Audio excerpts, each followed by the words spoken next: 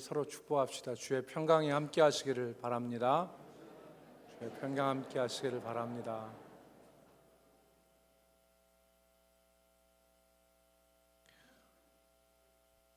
저는 서울에 올라갈 일이 있을 때 KTX 기차를 자주 이용합니다.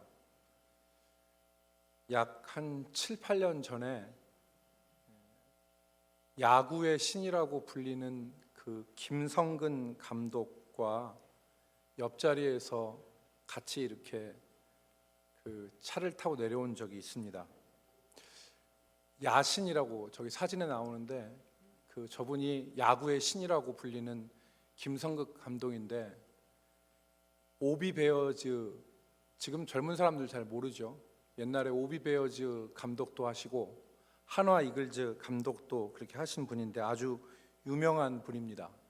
이 김성근 감독과 제가 KTX를 같이 타고 왔는데, 그때 자리가 제가 1A였고 김성근 감독이 1B였어요. 옆자리에 앉아 있고 이제 벽면 바라보고 있었는데, 저와 김성근 감독이 약속을 하고 이렇게 같이 내려온 게 아닙니다. 일면식도 없는 모르는 사이였어요. 처음에 서울역에서 제가 자리를 잡고 앉아 있는데 스포츠 머리를 하는 어떤 아저씨가 제 옆에 앉더라고요. 머리가 특이하잖아요. 그래서 한번 이렇게 훅 보고 앉는가 보다 그렇게 하고 앉아 있었습니다. 그런데 제가 충청도 사람이잖아요. 그래서 언제 저 사람이 김성근 감독이라는 것을 마음에 생각하기 시작했냐면, 광명 정도 내려오는데 제 머릿속에서 김성근 감독일 수도 있겠다 그런 생각이 들었어요. 그래서 어떻게 했냐면 눈치채지 않게 곁눈질로 살짝 이렇게 봤습니다. 그랬더니 맞아요, 김성근 감독이었어요. 그때 책을 읽고 계시더라고요. 그때부터 제 마음이 좀 복잡해졌습니다. 어떻게 복잡해졌냐면, 말을 걸까? 김성근 감독이냐고 물어볼까? 사인을 한 장 해달라고 할까? 그리고 야구에 대해서 그동안 궁금했던 거를 한번 물어볼까? 이런 생각으로 이렇게 고민되기 시작했어요. 그러면서 가끔씩 곁눈질을 했습니다. 그런데 여러분, 제가 어떻게 했는지 아십니까? 대전에 내려올 때까지 말 한마디 못 건넸습니다. 사인도 못 해달라고 그랬고, 대전에 내려올 때까지 아무 말 못하고 일어서서 둘이 목례만 서로 하고 각자 갈 길로 갔어요.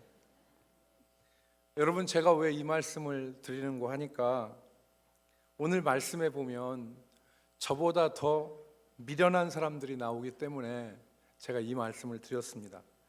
오늘 말씀에 보면 부활하신 주님과 함께 25리를 함께 걷고도 그분이 주님이신 줄을 몰랐던 사람들이 있었어요. 25리면 여러분 10km입니다. 10km를 걸어서 같이 얘기도 주고받으면서 걸어갔는데 그분이 주님이신 줄을 몰랐던 거예요. 엠마오 마을로, 오늘 우리 찬양팀이 엠마오 마을로 가는 두 제자라는 찬양을 해주셨는데, 이 엠마오 마을로 가는 두 사람이었는데, 이 사람들이 나중에야 주님이신 줄 알았어요. 여러분, 사건을 간략하게 이야기해 드리면 이렇습니다. 예수님께서 십자가에 죽으시고 사흘 만에, 3일 만에 다시 부활하셨어요. 안식 후 첫날 부활하셨는데, 그때 여인들이 향품을 가지고 무덤으로 찾아갔는데 거기서 예수님의 시체가 없어진 거예요. 예수님의 시체를 찾지 못하고 천사를 만납니다. 그러면서 여기 계시지 않고 살아나셨느니라, 이 말씀을 듣죠. 그리고 11 제자와 사람들이 모인 자리에서 얘기를 해도 사람들이 믿질 않았어요. 그리고 그 안식 후 첫날, 오늘 얘기한 주일 저녁에 이 엠마오로 가는 두 제자가 엠마오로 가는, 아마 엠마오가 집이었을 텐데 그 제자 둘이 집으로 가는 도중에 예수님을 만난 거예요. 한 사람의 이름이 오늘 본문에 기록되어 있습니다. 그 사람이 글로바예요. 글로바라는 한 제자 있고, 다른 한 사람은 이름이 나오지 않습니다. 아마 그의 부인이라고 짐작이 돼요. 우리가 보는 성화에서는 남자 두 사람하고 그 사이에 예수님이 그 길을 가시는 걸로 성화가 그려져 있는데, 성경을 보면 이 한 다른 이름이 나와 있지 않은 한 사람이 글로바의 아내였다는 것을 우리가 짐작할 수 있습니다. 왜 그런가 하니까 여러분, 요한복음 19장에 보면 글로바의 아내가 언급이 돼요. 예수님이 십자가에 달리셨을 때 그 아래에 있었던 여인들이 있는데, 예수님의 어머니 마리아와 그의 이모와 글로바의 아내 마리아와 막달라 마리아가 거기 서 있었다 그랬어요. 그러니까 글로바의 아내라고 말하지 않았지만, 그래서 남편 쓰고 부인 안 써도 두 사람이 누구인지를 우리가 알잖아요. 그리고 다른 하나는 이들이 낙심하여 그 길을 가고 있었는데 엠마오로 다 도착해서 자기 집에 유하사이다라고 예수님을 강권해요. 예수님을 강권해서 들어간 집이 글로바의 집인지 다른 제자의 집인지 얘기를 안 해요. 이 얘기는 뭐냐면 글로바의 집에 들어갔다는 얘기예요. 그러니까 글로바의 아내와 글로바가 이 얘기 저 얘기 두런두런 하면서 길을 갔는데, 그때 예수님이 그들과 함께 하신 거라고 짐작할 수 있습니다. 오늘 우리가 읽은 이 본문 말씀에서 우리는 두 가지가 궁금한데, 첫 번째는 왜 제자들이 부활하신 예수님을 처음에 알아보지 못했을까 하는 것이고, 두 번째는 그들이 왜 나중에서야 예수님을 알아볼 수 있었는가 하는 점입니다. 이 두 가지 점이 우리에게 궁금하고, 그리고 이것을 통해서 우리에게 주시는 교훈을 우리가 이 시간에 같이 나눠보고자 합니다. 첫 번째로, 제자들은 왜 부활하신 주님을 바로 알아보지 못했던 것일까요? 제자들이 부활하신 주님을 알아본 것은 이미 말씀드린 대로 25리의 길을 가서, 그리고 그의 집에서 떡을 떼고 난 이후에 그들의 눈이 밝아져서 주님인 줄을 알게 되었습니다. 그들이 바로 주님을 알아보지 못한 이유가 무엇이냐? 한마디로 말씀을 드리면 그 원인이 하나님께 있습니다. 하나님께. 흔히 생각하기를 제자들이 미련하고 둔하여서 예수님이신 줄 알아보지 못한 것이다, 이렇게 생각할 수 있는데, 그보다 더 직접적인 이유는 주님이 다른 모습으로 나타나셨기 때문에 그런 것입니다. 주님이 다른 모습으로 나타나셨기 때문에 제자들이 알아보지 못한 거예요. 이 엠마오 마을로 가는 두 제자에 대해서 마가복음에서는 단 두 줄로 기록을 했어요. 마가복음 16장 12절과 13절 말씀에 보면 거기 그렇게 기록했습니다. 그 후에 그들 중 두 사람이 걸어서 11제자와 모여있던 제자들, 그들이 막달라 마리아가 예수님 시신 못 찾았고 천사 만났는데 그가 살아계시고 여기 계시지 않다, 이렇게 말했다고 하는 걸 얘기했어도 그들이 믿지 않았어요. 그리고 글로바를 비롯해서 그의 아내라고 짐작되어지는 사람이 이제 자기 집으로 돌아간 거예요.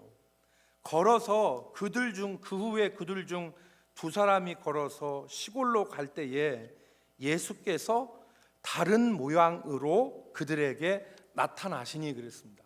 다른 모양으로. 헬라어에는 헤테라 모르페라고 했습니다. 헤테로스, 이거는 모양이 다른 거예요. 모르페라는 말은 모양인데 다른 모양으로 예수님이 나타나시니 13절에 두 사람이 가서 남은 제자들에게 알리었으되 역시 믿지 아니하더라 그랬습니다. 주님이 다른 모습으로 나타나셨기 때문에 알아보지 못한 것입니다. 그리고 오늘 우리가 읽은 본문에 보면은 하나님께서 그들의 눈을 가리신 것을 우리가 알 수 있습니다.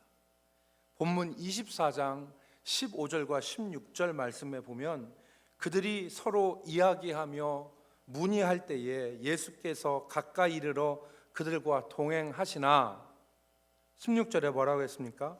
그들의 눈이 가리워져서 그인 줄 알아보지 못하거늘 그랬습니다. 하나님께서 감추신 거예요. 쉽게 아무 데서나 찾지 못하도록 감추시고 덮으신 것입니다. 여러분, 우리가 읽은 이 누가복음에 보면은 알지 못하는 이유가 하나님이 감추셨기 때문에 그랬다는 것을 여러 군데서 기록하였습니다. 대표적으로 누가복음 9장 44절 45절 말씀에 보면 이렇게 기록했어요. 예수님이 제자들에게 이 말을 너희 귀에 담아두라. 인자가 장차 사람들의 손에 넘겨지리라. 이 말씀을 하셨어요. 그리고 이 말을 귀에 담아두라고 하셨어요. 그런데 45절 말씀에 뭐라고 기록됐냐면 그들이 이 말씀을 알지 못하니 이는 그들로 깨닫지 못하게 숨긴 바 되었습니다. 하나님이 숨겼기 때문에 알지 못했다는 거예요. 내려가서 18장 34절 말씀에 보면은 제자들이 이것을 하나도 깨닫지 못하였으니 이유가 뭐라는 거예요? 그 말씀이 감추었으므로 하나님이 감추신 거예요. 그렇기 때문에 알지 못한 것입니다. 여러분, 귀한 것은 함부로 굴리지 않습니다. 귀한 것은 함부로 굴리지 않아요. 하나님은 자신을 드러내시는 계시의 하나님이시기도 하시지만 반면에 합당하지 않는 자에게 자신을 감추시는 신비의 하나님이라는 사실을 우리가 알아야 됩니다. 하나님은 자신을 여시는 계시의 하나님이시기도 하시지만 아무 데서나 누구에게나 하나님이 자신을 밝히시지 아니하시는 신비의 하나님이기도 하신 것을 우리가 깨달아야 됩니다. 그래서 제자들이 단번에 예수님을 알아보지 못한 것입니다. 사랑하는 성도 여러분, 하나님은 모든 곳에 계시고 아니 계신 곳이 없는 무소부재의 하나님이세요. 반면에 하나님은 더럽고 추한 곳이나 경망스러운 자리에서 하나님을 함부로 만날 수 없는 거룩하신 하나님이에요. 예수님께서 뭐라고 말씀하셨습니까?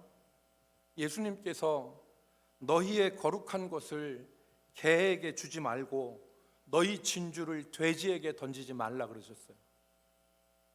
거룩한 것을 개에게 주지 말고 너희 진주를 돼지 앞에 던지지 말라. 여러분, 하나님의 은혜가 우리에게 값없이 주어졌다고 해서 하나님의 은혜가 떨이고 무가치하고 가치 없는 것이 아닙니다.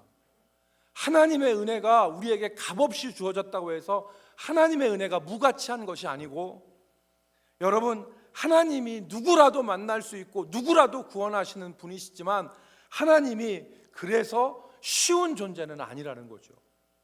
하나님은 자신을 감추시는 분입니다. 부활하신 주님을 아무나 알아볼 수 없는 거예요.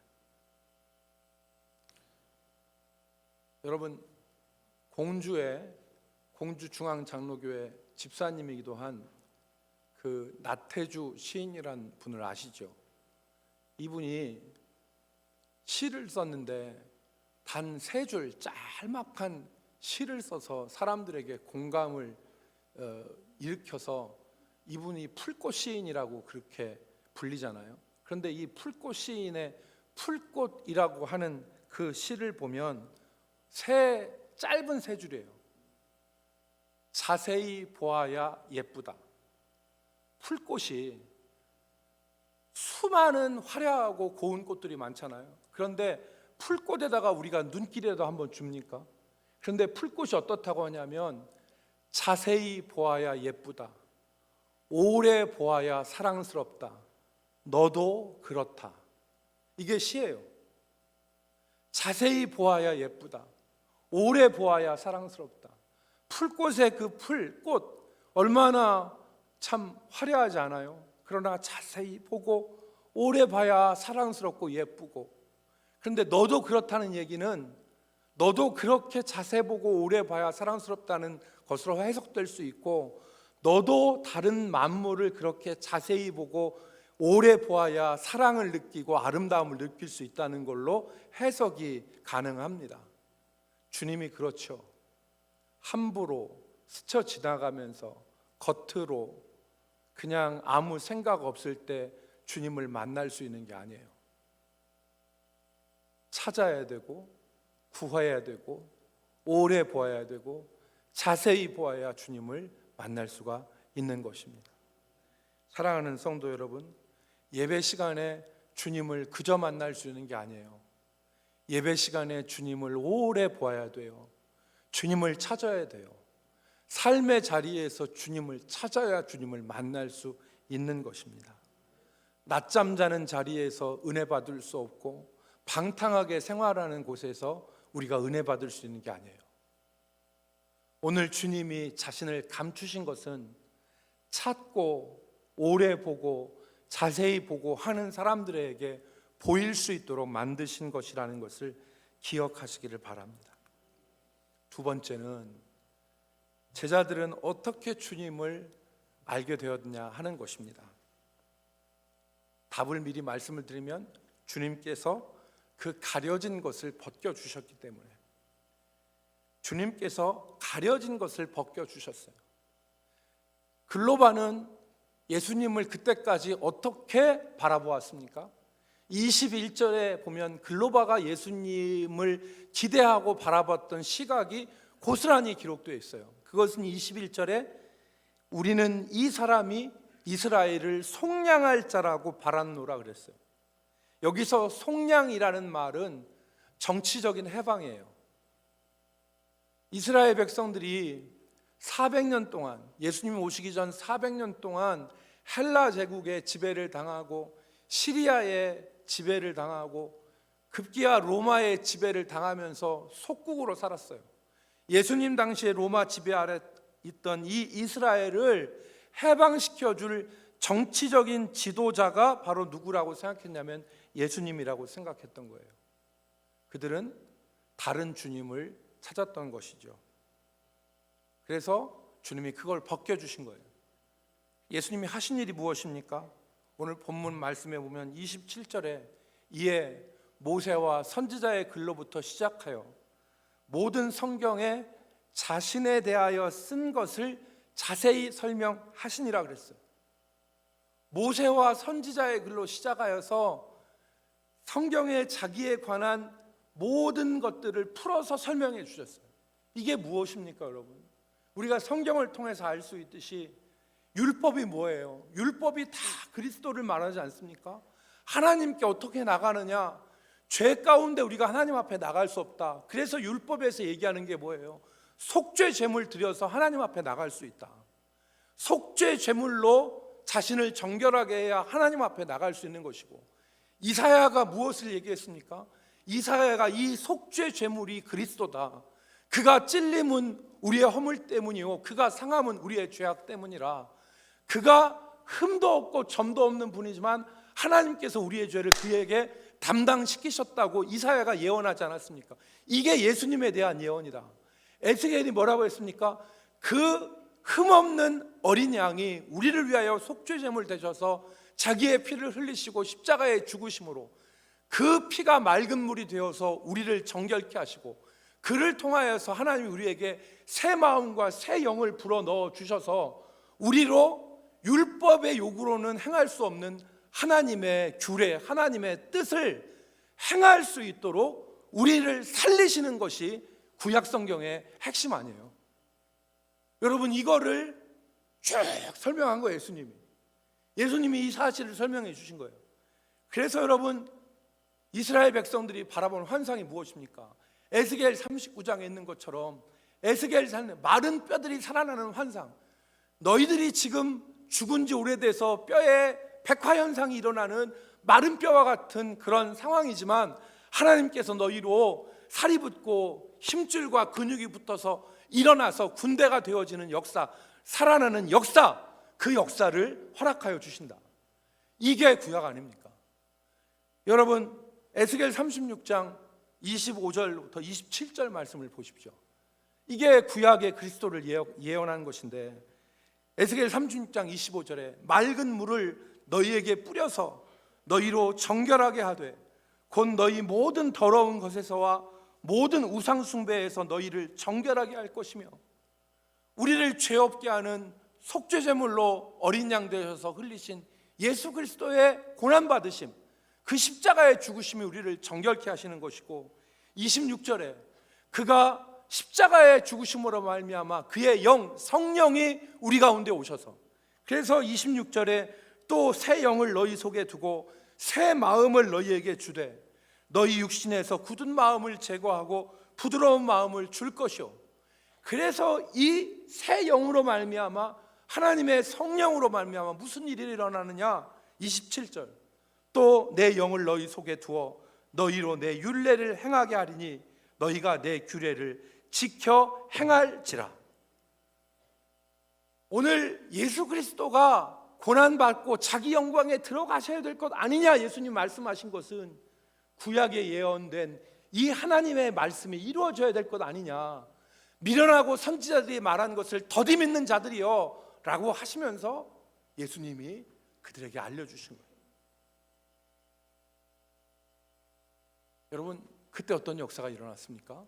오늘 32절 말씀에 보니까 그들의 예수님을, 우리를 이스라엘을 속량할 자라고, 정치적인 해방을 주실 자라고 기대하고 오해한 눈 가린 것을 벗겨주시고 성경을 풀어 설명해 주시니까 32절 말씀에 보면 그들의 마음이 뜨거워졌다 그랬어요. 그들이 속에서 마음이 뜨거워졌다. 32절 말씀 같이 읽겠습니다. 그들이, 시작.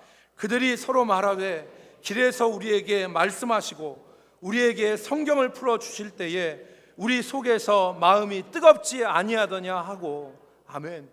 이들이 마음이 뜨거워지고 예수님이 그들과 함께 떡을 떼시고 축사하셔서 떡을 나누어 줄 때 어떤 말씀이 기록되어 있습니까? 눈이 열리고 그리스도인 줄을 알아보기 시작하였더라.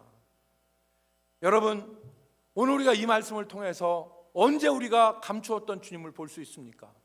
말씀의 빛 가운데서, 그리고 은혜의 눈으로 주님을 바라볼 수 있는 거예요. 여러분, 여기 주님께서 축사하시고 나눠주신 떡은 무엇을 의미합니까? 주의 은혜를 의미하는 거죠. 우리가 은혜를 받고 말씀의 빛 가운데서 은혜를 받을 때 우리 눈이 열리고 주님을 바라볼 수 있는 역사가 일어나는 것입니다. 내 욕심과 내 생각을 내려놓고 말씀의 빛 가운데서 은혜의 눈으로 주님을 바라볼 때 주를 볼 수 있는 역사가 일어나는 것입니다. 우리가 살아가는 우리 삶에도 마찬가지입니다. 내 욕심을 내려놓고 말씀의 빛 가운데서 은혜의 눈으로 우리가 살아갈 때 주님을 뵐 수 있는 것입니다. 내가 바라는 어떤 모습을 남편과 아내에게 강요하고 부모와 자식에게 요구할 때 거기서는 주님을 뵐 수 없어요.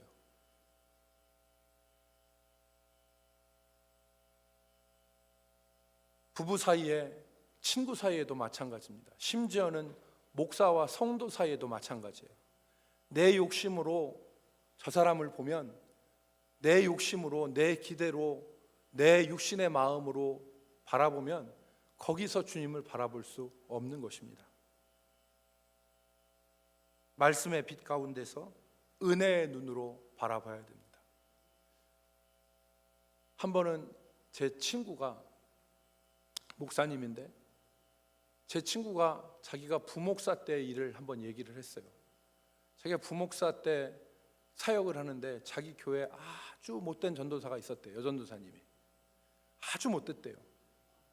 그러니까 말이 안 되지. 여전도사님이 못됐다고 하니까. 아주 못된 여전도사님이 있는데, 그거 뭐냐면 잘난 척하기를 밥 먹듯이 하고 지 고집이 얼마나 센지 너무 못돼서 그 여전도사님하고 일을 하다 보면 마음이 상해가지고 은혜가 안 된대요. 그리고 다른 교역자 알기를 뭐 먹같이 알고 하는 그런 아주 못된 여전도사가 있었대요. 그래서 이 양반이 같이 신방을 가고 같이 무슨 주에 사역을 할 때 마음이 상해서 은혜가 안 돼서 주변에 있는 다른 교역자들한테도 저 전도사는 왜 이렇게 못됐냐, 이렇게 욕하고 뭐 이러면서 이렇게 사역을 하니까, 여러분 목사님들도 이런데 여러분들이 직장에서 못된 것들 만나가지고 얼마나 마음이 괴롭겠어요. 그러니까 사람이 그렇잖아요. 그러니까 얼마나, 그래가지고 이 제 친구가 너무 마음이 상해서 자기 선배한테 그 전도사님이 얘기를 했대요. 우리 교회는 그런 여전도사님 안 계셔서 다행이에요. 근데 제 친구가 그 전도사님 얘기를 선배한테 얘기를 했대요. 우리 교회에 이렇게 못된 여전도사가 있다고. 내가 그 여전도사만 보면 마음이 상한다고. 그렇게 얘기를 했더니 그 선배가 처음에는 그런 것이 어딨냐고 하면서 욕을 막 같이 해주더래요. 그러다가 다 욕을 하고 나중에 끝나고 나서, 그런데 너 그 전도사님 위해서 기도해 봤냐? 그렇게 묻더래요. 너 그 전도사님 위해서 기도해 봤냐? 진짜 그 전도사님 영혼을 위해서 축복해주고 기도해 봤냐? 그러더래요. 그러니까 제 친구가 뒤통수로 망치는 데를 빵 맞은 것 같이 자기의 삶을 돌아보니까 그 여전도사님을 위해서 진짜로 축복하고 기도한 적이 없더래. 욕하고 못됐다고 하고 그리고 사람들하고 흉보고 그런 일은 많이 했고 씩씩거리기는 했지만 한 번도 그 전도사님 위해서 기도해 본 일이 없더래. 그래서 이 제 친구가 그 다음에 마음을 크게 고쳐먹고 그 다음에 기도할 때 축복하고 하나님이 원하시는 것이 무엇인가를 생각하면서 그 전도사님하고 지냈다고, 그런 얘기를 저한테 했습니다. 사랑하는 성도 여러분, 언제 주님을 뵐 수 있습니까? 내 욕심을 내려놓고 말씀의 빛 가운데서 은혜의 눈으로 우리가 살아갈 때, 그때 주님을 뵐 수 있는 것입니다. 우리 모든 성도들이 내 욕심과 내 기대를 내려놓고 말씀의 빛 가운데서 은혜의 눈으로 주님을 바라볼 수 있기를 주의 이름으로 축복합니다.